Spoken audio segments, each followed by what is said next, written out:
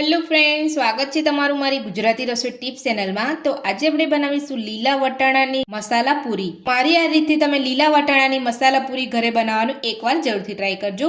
આ પૂરી તમે ખૂબ જ ઓછા મસાલાની અંદર તમે બનાવી શકો છો। બનાવીને તમે અહીંયા એક અઠવાડિયા સુધી તમે અહીંયા રાખીને ખાઈ શકો છો। ચાલો આપણે બનાવવાનું શરૂ કરીએ। તો વટાણાની મસાલા પૂરી બનાવતા પહેલા જો તમે મારી ચેનલ પર નવા છો તો નવી રેસીપી જોવા માટે મારી ચેનલને સબસ્ક્રાઇબ કરી રાખજો। ચાલો આપણે લીલા વટાણાની મસાલા પૂરી બનાવવાનું શરૂ કરીએ। સૌથી પહેલા મેં અહીંયા એક બાઉલ આપણે લીલા વટાણા લીધા છે। તો લીલા વટાણાને આપણે અહીંયા એક મિક્સર જારમાં લઈ લઈશું। તો બધા લીલા વટાણા આપણે અહીંયા મિક્સર જારમાં લઈ લીધા છે। તો સાથે જ આપણે અહીંયા થોડા લીલા ધાણા લીધા છે, એને પણ આપણે સાથે લઈ લઈશું અને આપણે અહીંયા બધું સરસ રીતે પીસી લઈશું। તો હવે આપણે અહીંયા પાણીનો ઉપયોગ કર્યા વગર જ આપણે અહીંયા બધું પીસવાનું છે। જો તમારે અહીંયા થોડું તમને દરદરું લાગે તો તમારે અહીંયા 1-2 ચમચી જેટલું જ પાણી ઉમેરવાનું છે, વધારે પાણી નથી ઉમેરવાનું। તો હવે આપણે ઢાંકણ બંધ કરી અને ધાણા અને વટાણા જે મિક્સર જારમાં લીધા છે આપણે અહીંયા પીસી લઈશું। તો વટાણા અને ધાણાને આપણે અહીંયા મિક્સર જારમાં પીસી લીધા છે। તો હવે આપણે અહીંયા ચેક કરી લઈશું। તો તમે જોઈ શકો છો આપણે અહીંયા સરસ રીતે બધું જ પીસી લીધું છે। તો મારે અહીંયા સહેજ પણ પાણીની જરૂર નથી પડી, કારણ કે વટાણામાં પાણીનો ભાગ હોય જ છે। તો એકદમ સહેલાઈથી તમે મિક્સર જારમાં અહીંયા પીસી શકશો। તો આ રીતની તમારે અહીંયા પેસ્ટ જ બનાવવાની છે। જો તમે અહીંયા દરદરા અહીંયા પીસશો તો તમારી જે પૂરી છે એ ફૂલે નહીં બરાબર, એટલે આપણે અહીંયા આ રીતે જ મિક્સર જારમાં સરસ રીતે પીસી લેવાના છે। હવે આપણે લીલા વટાણાની પૂરી બનાવવા માટે લોટ બાંધીશું। તો સૌથી પહેલાં આપણે અહીંયા એક મોટો બાઉલ લીધો છે, એની અંદર આપણે અહીંયા ઘઉંનો લોટ લઈશું। તો ઘઉંનો લોટ આપણે અહીંયા 2 વાટકી લીધો છે। તો ઘઉંનો લોટ તમારે અહીંયા જ્યારે પણ યુઝ કરો ત્યારે તમારે ચાળીને લેવાનો છે। મેં અહીંયા ચાળીને જ લઈ લીધેલો છે। તો આપણે અહીંયા 2 વાટકી ઘઉંનો લોટ લઈશું અને સાથે આપણે અહીંયા જે વટાણા અને ધાણા મિક્સરમાં પીસ્યા હતા એ આપણે અહીંયા પેસ્ટ લઈ લઈશું।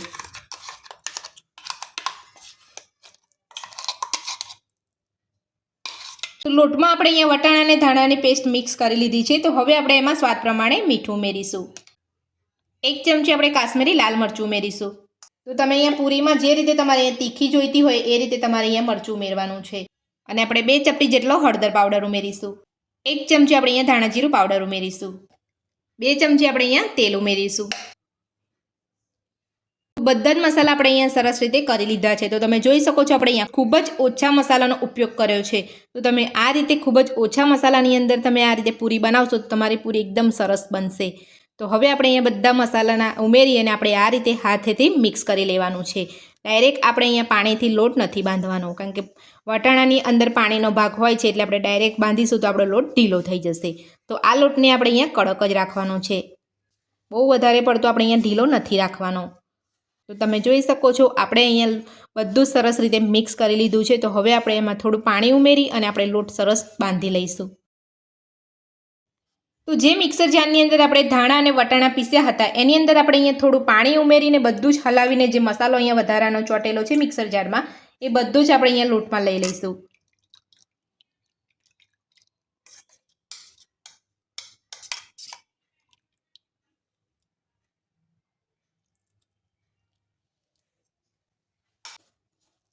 આ રીતે આપણે અહીંયા લોટ બાંધી લઈશું। તો તમારે અહીંયા જરૂર પડે તો તમારે બીજું પાણી ઉમેરવાનું છે। આ લોટને વધારે પડતો આપણે અહીંયા ઢીલો નથી રાખવાનો।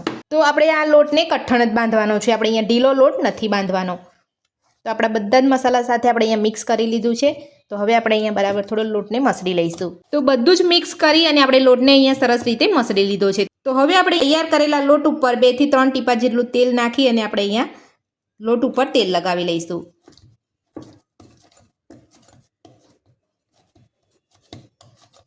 તો લોટ આપણે બાંધી અને સરસ ઉપર તેલ લગાવી લીધું છે। તો હવે આપણે ઢાંકણ ઢાંકીને 20 મિનિટ જેટલું રહેવા દઈશું। તો 20 મિનિટ થઈ ગઈ છે। તો હવે આપણે લોટને ચેક કરી લઈશું। આપણો લોટ અહીંયા સરસ સેટ થઈ ગયો છે। તો આ રીતે આપણે અહીંયા થોડો મસળી લઈશું।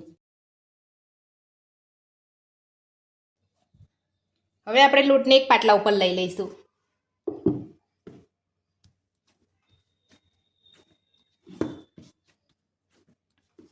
તો આ રીતે આપણે અહીંયા લાંબો રોલ વાળી લઈશું અને આપણે અહીંયા પૂરી જેટલું આપણે અહીંયા શેપનો લુઓ તૈયાર કરી લઈશું।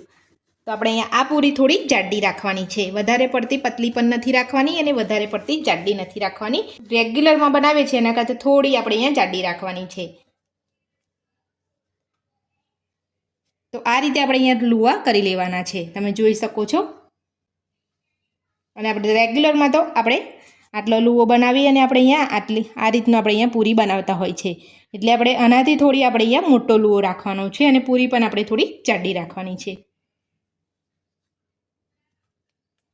લુવા કરો ને તમારો હાથે લોટ ચોંટતો હોય તો તમારે અહીંયા હથેળીમાં થોડું તેલ લગાવી લેવાનું છે.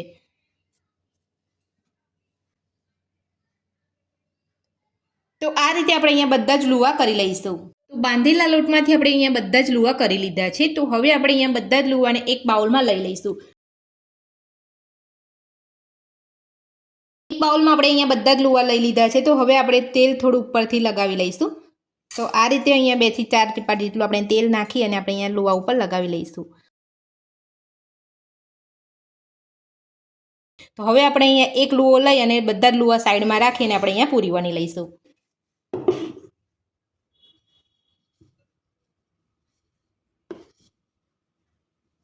તો જ્યારે પણ તમે આ રીતે પૂરી વણવાનું સ્ટાર્ટ કરો ને ત્યારે તમારે અહીંયા એક બાજુ તેલ મૂકી દેવાનું છે.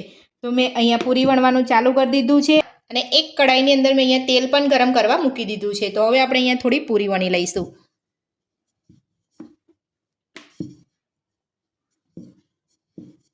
તો આપણે અહીંયા પૂરી વણી લીધી છે. તો આ રીતની આપણે અહીંયા મીડિયમ થીક પૂરી વણવાની છે.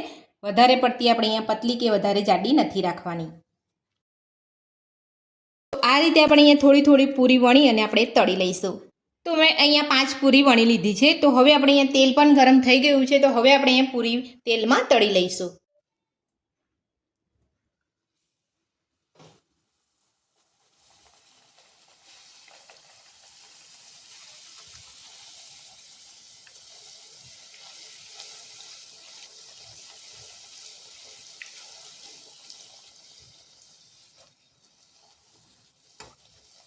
તો આ રીતે આપણે અહીંયા પૂરીને ફૂલવા દેવાની છે અને પછી ફૂલે એટલે સરસ રીતે આપણે આ રીતે તેલ નાખી અને પલટાવી લેવાની છે.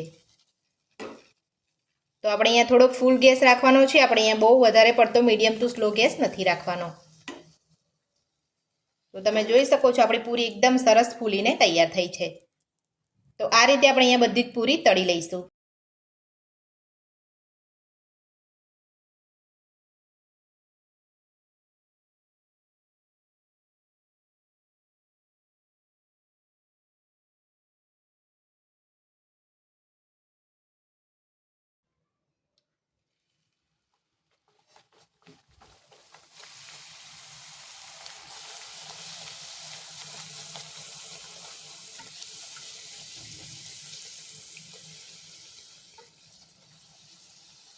તો જ્યારે પણ તમે અહીંયા પૂરી આ રીતે તેલમાં તળો ત્યારે તમારે અહીંયા પૂરી ઉપર આ રીતે તેલ નાખવાનું છે અને પૂરી આપણે અહીંયા સરસ ફૂલી જાય એટલે આપણે એને પલટાવી લેવાની છે.